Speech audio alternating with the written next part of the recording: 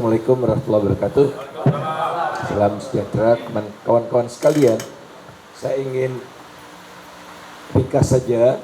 5 menit, 7 menit lah. Pertama, Indonesia itu mengalami decoupling dengan ekonomi dunia gitu. Jadi kalau kita lihat gerak maju, gerak naik turun ekonomi Indonesia itu makin tidak dipengaruhi oleh dunia. Walaupun kita relatif terbuka. Kalau ekonomi dunia merosot tajam, bukan disebabkan oleh dunia, hampir selalu oleh faktor domestik. Sehingga yang harus kita gugat oleh karena itu, walaupun di tengah penderitaan orang lain, ekonomi Indonesia seharusnya memperoleh manfaat neto. Jadi selama ini kan yang didengar oleh rakyat, kok ekonomi dunia membuat orang Indonesia menderita gitu. Harusnya orang Indonesia tidak menderita kalau negaranya hadir.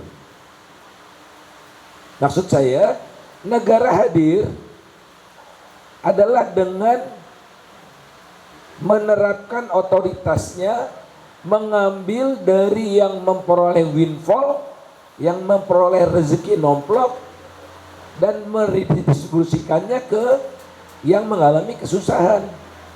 Yang mengalami rezeki nomplok, batu bara. Ekspornya, ya, pendapatannya itu dari ekspor dan dalam negeri mendekati 1 kuadriliun. 1 kuadriliun, udah nggak ngomong triliun lagi. Dari ekspor saja 500 triliun. Itu tahun lalu yang harganya rata-rata tidak sebesar tahun sekarang. Sekarang pernah $400. Nah, kemana aja itu uang? Ada nggak yang mengalir ke rakyat? Tidak ada. Nah, ini yang harusnya kita gugat. Negara di mana Undang-Undang Dasar 45 Pasal 33 di mana? Bumi air bagi sebesar-besarnya kemakmuran rakyat itu. Sawit. Kok kita repot-repot amat gitu? Kok sawitnya dimenderita ya rakyat? Dengan harga minyak goreng tinggi. Kemana itu pendapatan dari sawit yang ratusan triliun juga? Yang mereka menanam di tanah milik negara Republik Indonesia. Mereka seharusnya jadi tukang kebun aja. Yang kita bayar jasanya untuk menanam itu. Tanahnya kan bukan milik mereka. Ownernya kan rakyat, oleh karena itu sebagian besar harus kembali ke rakyat. Mereka untungnya bertambah, oke. Belum lagi nikel, itu nikel naiknya gawat, luar biasa, besar sekali. Bisa 3 kali lipat. Netes ke rakyat, tidak sama sekali. Tidak sama sekali, bahkan kerusakan yang terjadi. Barusan tadi saya kesini dengar apa yang terjadi di Halmahera, Maluku Utara. Emasnya diambil, semua diambil, tidak ada yang tersisa.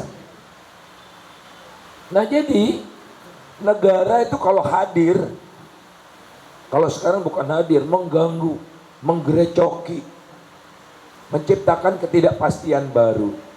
Kalau ini resourcesnya diambil, dikelola, dan didistribusikan sebagian ke yang menderita, karena tidak semua beruntung dengan adanya perang ini. Ada yang untung, ada yang rugi selalu. Makanya negara hadir, maka netonya kita positif. Kesejahteraan Indonesia di tengah perang ini akan meningkat gitu, bukan turun kelas. Kan kita tahun 2020 turun pendapatannya. Nah, kembali, oleh karena itu agenda yang tidak boleh kita tinggalkan barang sedetik adalah terjadinya pengurusan kekayaan alam oleh para oligarki ini. Dan oligarki ini pada giliran yang merusak tatanan demokrasi yang disampaikan oleh teman-teman dan terakhir oleh Mas Usman tadi. Ada mereka punya energi yang tidak habis-habis. Nah kita energinya cuma suara. Yang sebentar lagi suara kita juga akan digembosi oleh mereka gitu. Masih ada kepalan tangan. Nah oleh karena itulah kita harus menentukan sikap sekarang. Cukup ya cukup gitu ya. Cukup ya cukup ya. Semakin lama penderitaan rakyat ini, kalaupun terjadi perubahan itu ongkosnya mahal sekali. Jadi kita mau biarkan ini perubahannya lama, ongkosnya mahal, dan barangkali yang termahal tidak kuat lagi rakyat Indonesia untuk berada di dalam naungan NKRI. Karena dia lihat apa gunanya menjadi bagian dari NKRI.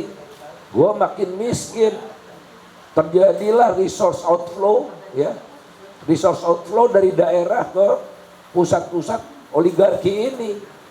Sengsara Maluku Utara, sengsara Papua, sengsara Sulawesi Tenggara, Sulawesi Tengah, macam-macam itu ya. Apalagi perekat kita ini. Kalau kita ingin menemukan kembali Indonesia, kita harus menemukan perekat yang paling jitu.